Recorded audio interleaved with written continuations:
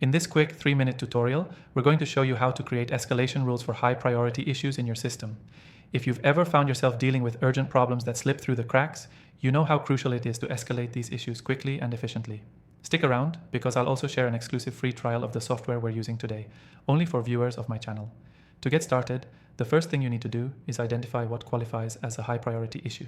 High priority issues are typically those that have a significant impact on your operations or customer satisfaction.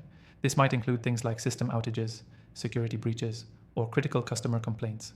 The faster these issues are resolved, the better it is for your team and your customers.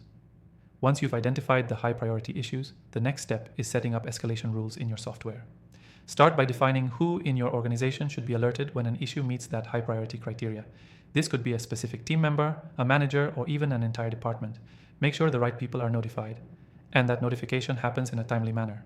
Next, you'll want to determine how these issues are escalated. For example, if a problem isn't resolved within a certain time frame, it should be passed up to a higher authority or department. In some cases, this might mean escalating from a team member to a supervisor, or from a supervisor to a department head. Set clear escalation paths that make sense for the type of issue being handled. Now, let's talk about automating the escalation process. The software we'll be using today makes it easy to set up automatic escalations based on time, severity, and priority. For example, you can configure the software to send automatic reminders or escalate an issue if it's not resolved within a set period.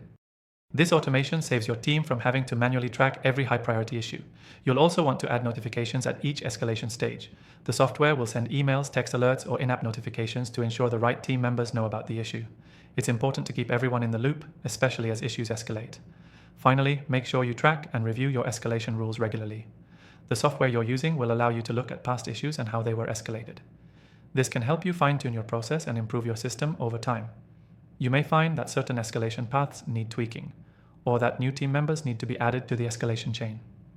Now, before we wrap up, here's the key takeaway.